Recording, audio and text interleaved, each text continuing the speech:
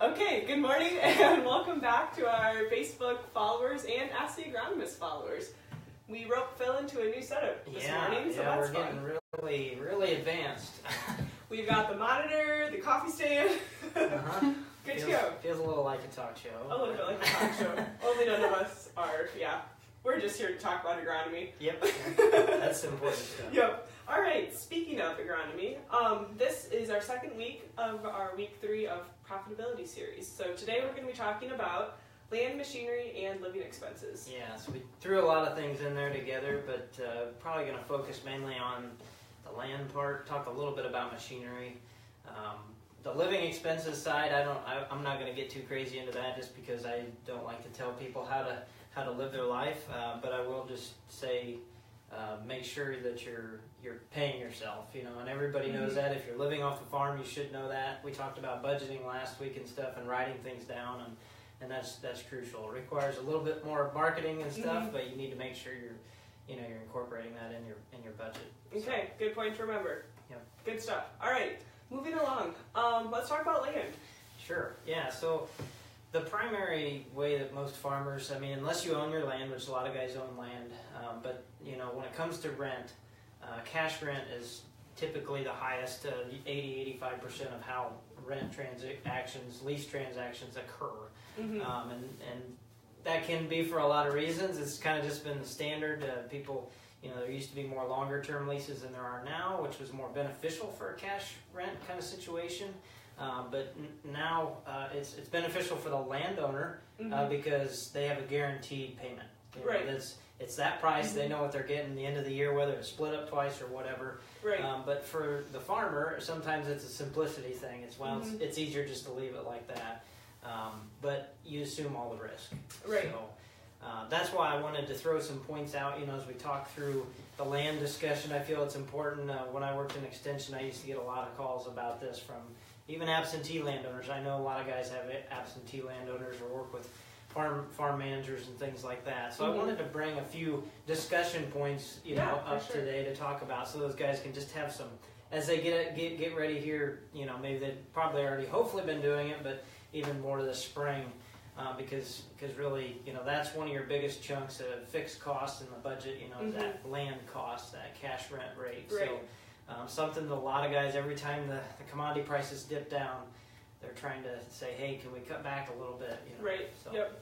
All right. So when having these discussions, you've included some points up here of things to just maybe pay attention to and remember to ask about. Bring up. To me, it's all about keeping that communication. So when you talk and sit down with your land, maybe you can't sit down with them, but talking over the phone, whatever the case may be, bring up things like land quality. Okay, be transparent with them. It works a whole lot better if you can be transparent, whether it's showing them yield maps if you have it, or just, good data that you've kept from scale tickets and so forth. Be transparent with them. Right. Because the more transparent, the better communication you have, you're typically going to have more understanding on their side too. Because that's the problem with the cash rent. It encourages landowners to not be so involved. So they'll stay back, and as land changes hands, they get more and more removed. Right, so it's important to keep them posted. Up on what's going on. So the quality of the land, CSR values, we have that here in Iowa, but you have a lot of things at your disposal to talk about land quality. On the same side of that, fertility and drainage. We talked about fertility a couple weeks ago, or last week, and liming and so forth. That's extremely important, and liming is one that the landowner kind of needs to pull some weight in terms of paying for part of that. So how high is the fertility? If they don't know, or if you haven't had a soil test taken in a while, that's important to know because that plays a lot into the production of the field. Yeah. So any other storage and facilities, whether it's grain bins on that property or buildings that you're going to use to store equipment, obviously that plays a part in it too. And I threw that one in there. Maybe it catches some people off guard, but this is obviously consideration: size, location, shape of field. If you have a small, 7-acre triangular field around the woods, that's a whole different story than an 80-acre field that's a half mile long. You're getting a lot more efficiency. You can get in there and get it done. You don't have all these headlands, all these, these crooked, end rows and so forth to deal with. So the efficiency factor should play, you know, a part in determining that cash rent discussion too. Things are nice and square up here. Yes, they are. We are fortunate for that. There's very few smaller pieces, that's for sure.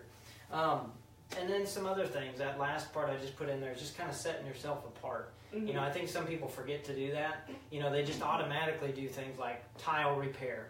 You know, if you have a tile blowout in your field, you're going to go fix it, right? Because you don't want to drive around there. You don't want to damage your planter in the spring, so you're going to fix it. Bring those things up. You know, maybe you're doing snow removal for the landowner all winter long, or you're mowing ditches. Yep. So all those things should play a factor in that discussion too. You know, when you're trying to, you know, bring it down a little bit. Say, hey, you know, I'm doing this for you as well. What just value have a can you candid bring? comfort. Yeah. Yep.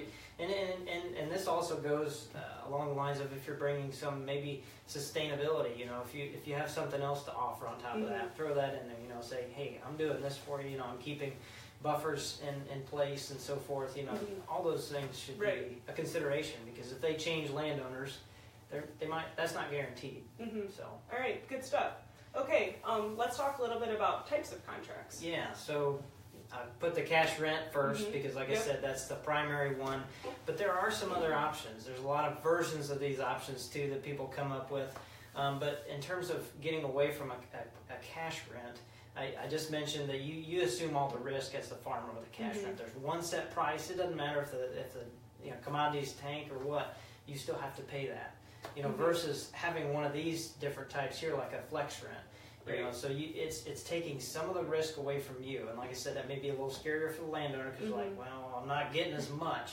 But you got to remind them that there's reward with that because they could get more. Right. You know, they could get more than even a cash fixed rent, cash lease would offer them if things go really well, or you market really well, or whatever the case may be. So there's benefits there. So the flex rent it seems simple. It's basically a base minimum rent plus a bonus on top. And that minimum base rent is typically calculated based on a percentage of the gross revenue, or it's just a minimum rent that they figure out. And the only problem I see with this sometimes is a lot of times that base minimum rent is still too high.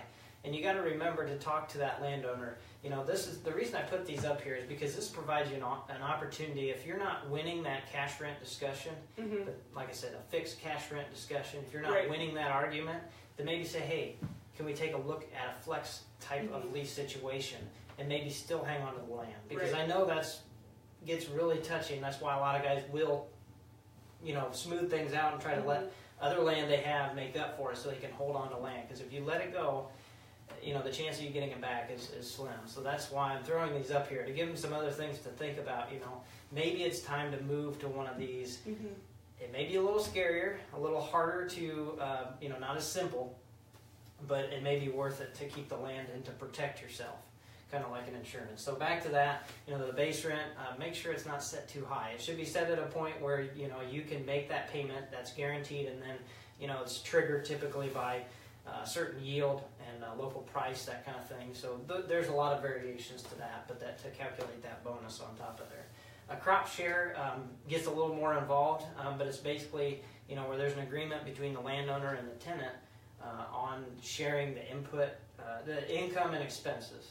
So a lot of times it's just a 50-50 straight down the line, but there's things that may be different, you know, so say the landowner may pay 100% of the lime application, and the farmer may pay more on, you know, machinery costs and things like that, or labor stuff, you know, if they're hiring people to help them.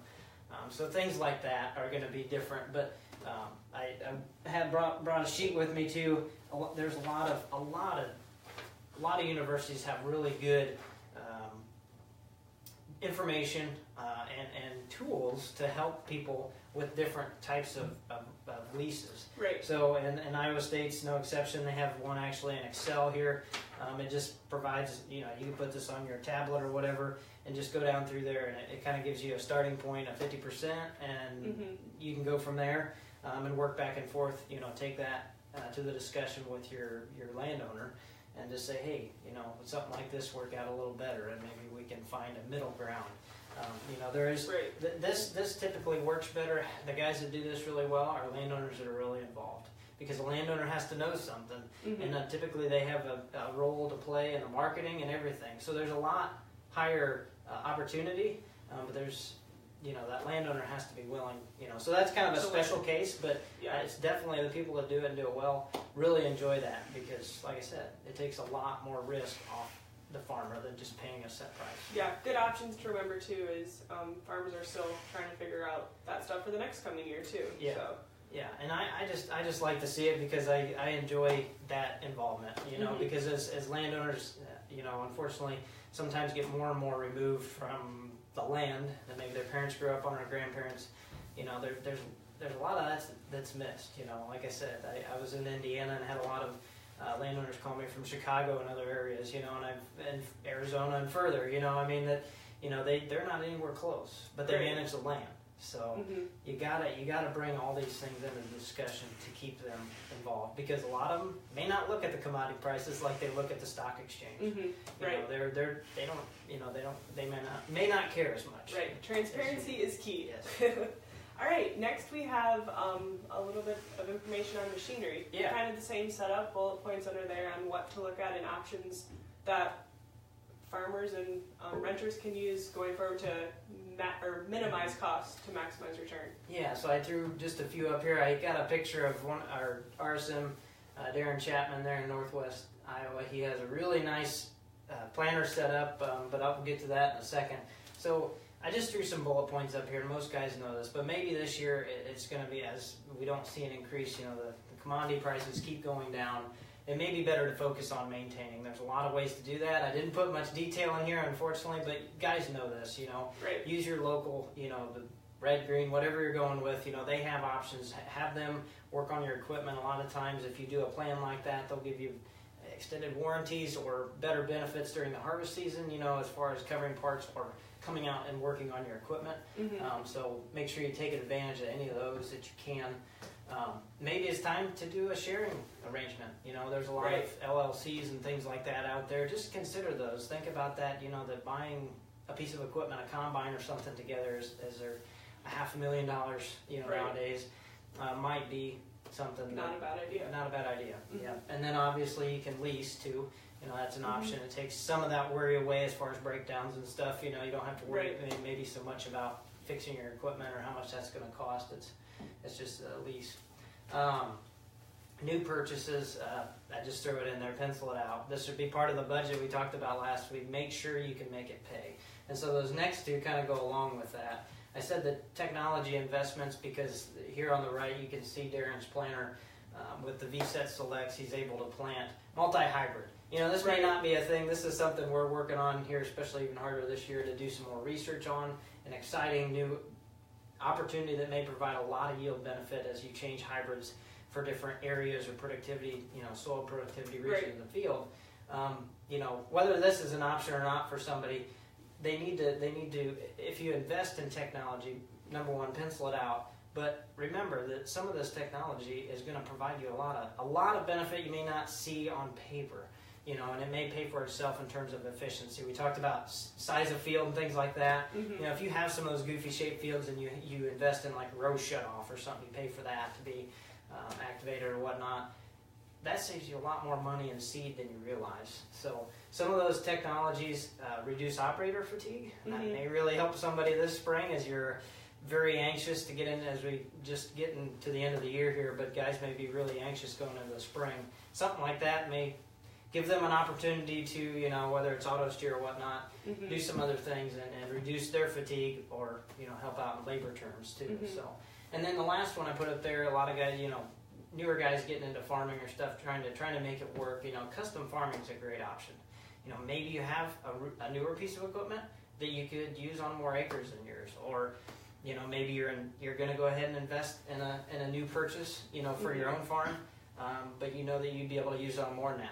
Strip till or whatever the case may be. There's a lot of things you can throw in there that you could charge other guys in the area that may be interested. Take advantage of it. Notice the unique that you have. Yeah. So use it to your advantage and just find any little way in terms of machinery to put it to use and make it valuable. Yeah. All right. Good stuff. Well, I think that wrapped up my notes. Is there anything else that you want to add?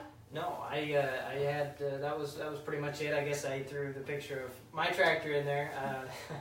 I don't think most people are going to go back to this age, and I do this more for fun. But you know, like I said about maintaining your old equipment. You know, old equipment goes a long way if you maintain it. That planter is 40 years old, and the tractor is much older than that. But you know, make sure this winter that you get out and go to as many Outlook meetings as you can, with extension and other opportunities, so that you have that knowledge that they, you know, glean as much as you can, so you're prepared in terms of marketing for the next year and land. They're going to talk a lot about the land discussion too. And then, you know, look at some of these tools like I mentioned, you know, to use in terms of the budgeting and so forth for the cash rent or different flex rent arrangements. So just take those all into consideration. Maybe take them with you to talk with your landowner, you know, if they're more than open to talking. So Right. Well, some things to think about. Yeah, for sure. Anything else you want to add? No, I think we covered it. Okay, well that sounds good. Thanks to our followers for tuning in, and we'll see you back here, same time, same place next week. Have a good day.